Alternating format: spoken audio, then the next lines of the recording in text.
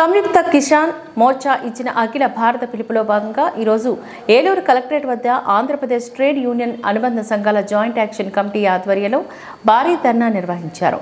ఏలూరులోని 5 station centre నుంచి ర్యాలీగా ఏలూరు కలెక్టరేట్కు చేరుకున్నారు. అనంతరం వందలాదిగా కార్మికులతో ధర్నా నిర్వహించారు. ఈ సందర్భంగా పలువురు వ్యవసాయ సంఘ కార్మిక నాయకులు మాట్లాడుతూ కౌలు రైతులు చట్టంలో భూ యజమాని సంతకం ఉండాలన్న నిబంధన తొలగించాలని అన్నారు. విశాఖ ఉక్కు ప్రైవేటీకరణను విరమించాలని డిమాండ్ చేశారు. అంతేకాకుండా రైతుల పేదల పాలిట ఉరితాడు కాగల ఎలక్ట్రిసిటీ బిల్లును ఉపసంహరించుకోవాలని అన్నారు. అదేవిధంగా పోలవరం ప్రాజెక్టు నిర్వాసితులకు సమస్యను వెంటనే పరిష్కరించి బాధితులకు పునరావాసం పరిహారం కల్పించాలి అంటూ డిమాండ్ చేశారు.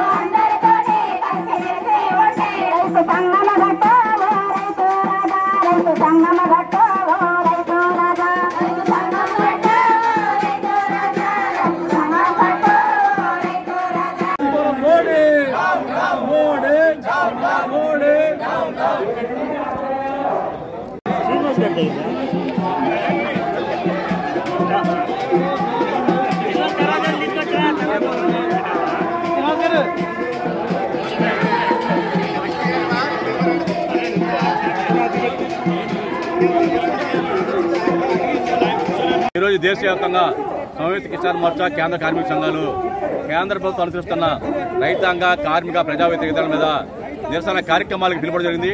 ప్రధానంగా ఈరోజు రాజ్యాంగాన్ని ఆమోదించిన రోజు ఇది.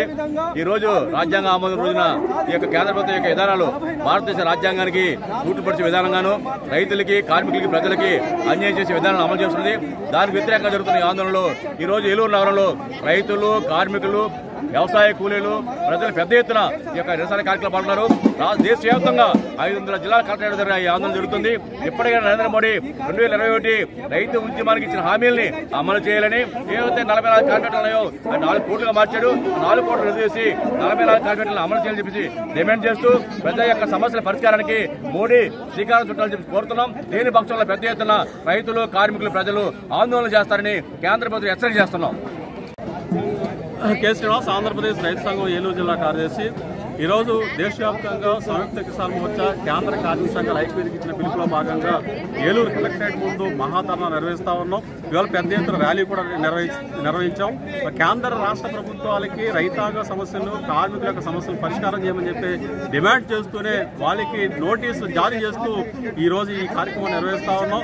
దేశవ్యాప్తంగా రైతులు కార్మికులు పెద్ద ఎత్తున లక్షలాది మంది వాళ్ళు రోడ్డెక్కి ఆందోళన చేస్తా ఉన్నారు. మోడీ ప్రభుత్వం చాలా దుర్మార్గం వ్యవహరిస్తూ ఉంది. ఇవాళ 75వ రాజ్యాంగ దినోత్సవం జరుపుకుంటా ఉన్నాం. కానీ ఇంతవరకు రైతులకు సంబంధించిన మద్దతు ధర గ్యారంటీ చట్టం లేదంటే ఇంతకంటే దుర్మార్గం ఉందని చెప్పి అడుగుతా ఉన్నాం. కార్పొరేట్ కంపెనీలకు రుణాలు మాఫీ చేస్తున్న మోడీ ప్రభుత్వం ఆత్మహత్యలు చేసుకున్న రైతులకు రుణాలు ఎందుకు మాఫీ చేయడం చెప్పి మేము ప్రశ్నిస్తా ఉన్నాం. కాబట్టి ఎప్పటికైనా రైతాంగం యొక్క సమస్యల్ని కార్మికుల యొక్క సమస్యల్ని పరిష్కారం చేయాలి. లేని పక్షంలో భవిష్యత్తులో పెద్ద ఎత్తున పోరాటాలు జరుగుతాయని చెప్పేసి మేము తెలియజేస్తా ఉన్నాం. ఈ రోజున దేశంలోనూ రాష్ట్రంలోనూ మరి కార్మికుల యొక్క హక్కుల్ని మరి నిరంకుశంగా మోడీ అణచివేస్తున్నాడు. మరి భారత రాజ్యాంగాన్ని మార్చి సనాతన ధర్మం ద్వారా మరి దేశాన్ని పరిపాలించాలన్న నరేంద్ర మోడీ భారత రాజ్యాంగం కల్పించిన ఎన్నికల సంఘం ద్వారా ఓట్లు వచ్చి నెగ్గాడు. మరి ఆయన ఎన్నికల్ని రద్దు చేసుకుని సనాతన ధర్మం ద్వారా మరి అధికారంలో రావాలి. కేంద్రంలో 4 నెలల చట్టాలను తీసుకొచ్చారు. 44 కార్మిక చట్టాలను రక్షించాలి. దేశంలో రైతులు తమ హక్కుల కోసం కనీస గిట్టుబాటు ధర కోసం ఢిల్లీలో ధర్నా చేస్తే 600 మంది రైతులు చనిపోతే గానీ మరి మోడీ స్పందించలేదు.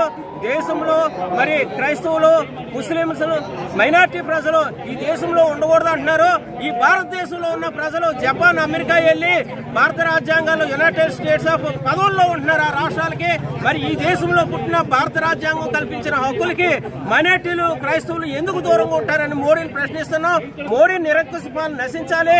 అలాగే పేదల యొక్క హక్కులు కార్మికుల చట్టాలు రక్షించాలని మరి ప్రజా సంఘాల ద్వారా మీడియాకు విజ్ఞప్తి చేస్తున్నాం.